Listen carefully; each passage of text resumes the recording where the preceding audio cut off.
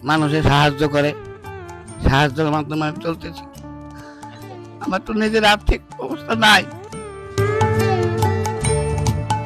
দর্শক, আব্দুল গফুর মুন্সি ফাউন্ডেশনের পক্ষ থেকে ওনার জন্য 1 মাসের খাদ্য সহায়তা নিয়ে এসেছি, প্লাস হচ্ছে ওনার জন্য কিছু আর্থিক সহায়তা আছে এখানে।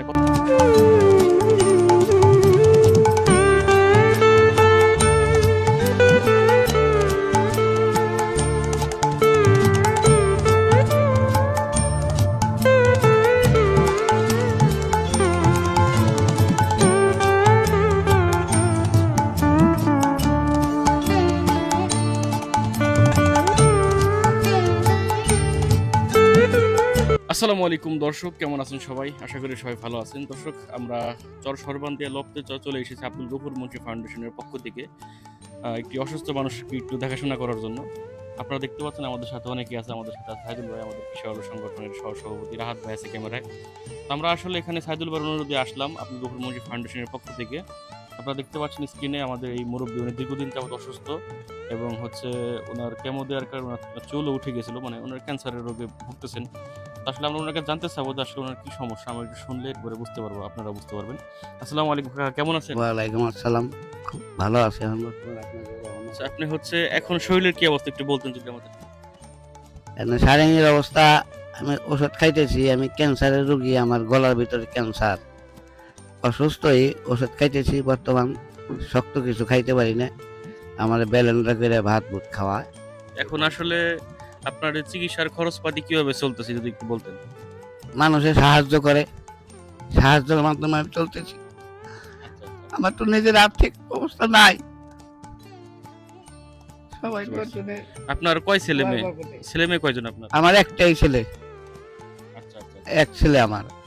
আর বুঝতে পারছি। তো এখন আসলে চিকিৎসা চলতেছে কোথায়, ঢাকায় না ফরিদপুরে? আমার চিকিৎসা চলতেছে ঢাকা দিলদা হাসপাতালে। তো আসলে উনি যতটুকু বললো দর্শক, আপনারা শুনতে পেলেন যে ওনার চিকিৎসা মানুষের সাহায্য সহযোগিতার মাধ্যমে চলতেছে।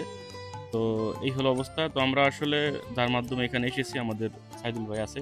তো ভাইয়ের কাছে আমরা মাইক্রোফোনটা তুলে দিব যে আসলে ওনার বর্তমান কি অবস্থা এবং ওনার জন্য আসলে কি করা যায়, যদি একটু সাইদুল ভাই বলতেন। ধন্যবাদ। শুরুতেই ধন্যবাদ জানাই আব্দুল গফুর মুন্সি স্মৃতি ফাউন্ডেশনের প্রতিষ্ঠাতা জনাব আশরাফুজ্জামান ভাই এবং তার ছোট ভাই সাদাত হোসেন ভাই এবং তার পরিবারবর্গ যারা আছেন সবাইকে অসংখ্য ধন্যবাদ। আসলে আমি ভাইকে আরও 1 মাস বা 1.5 মাস আগে ভাইকে বলছিলাম, আমার ফুফাতো ভাই। তো ভাই আসলে ক্যান্সার আক্রান্ত রোগী, এখন ওনার কেমো স্টেজ বেশ কয়েকটা পার করছে। তো অবস্থা খুব খারাপ ছিল, আগে ওই পাইপ দিয়া খাওয়ানো হইতো। তো আল্লাহর রহমত কেমো দেওয়ার পর এখন একটু খানিকটা সুস্থ হয়েছে।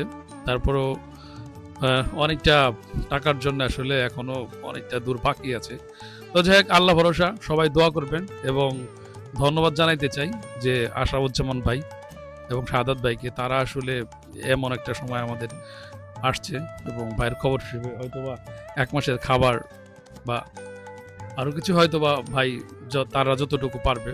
তো সবার কাছে অনুরোধ থাকবে যে সবাই দোয়া করবেন। দেশ এবং দেশের বাইরে আছেন যারা, তাদের কাছে অনুরোধ থাকবেন সবাই আমাদের জন্য দোয়া করবেন। ভালো থাকবেন সবাই।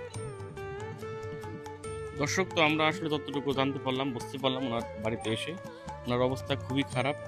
তো আব্দুল গফুর মুন্সি ফাউন্ডেশনের পক্ষ থেকে 1 মাসের খাদ্য সহায়তা নিয়ে আসা হয়েছে ওনার জন্য। চাল, ডাল, তেল, একটা মুরগি আছে, আলু, পেঁয়াজ, মানে একটা মাসের মোটামুটি খরচ যা লাগে আর কি। দর্শক, আব্দুল গফুর মুন্সি ফাউন্ডেশনের পক্ষ থেকে ওনার জন্য 1 মাসের খাদ্য সহায়তা নিয়ে এসেছে, প্লাস হচ্ছে ওনার জন্য কিছু আর্থিক সহায়তা আছে এখানে। কত টাকা আছে ভাই এখানে?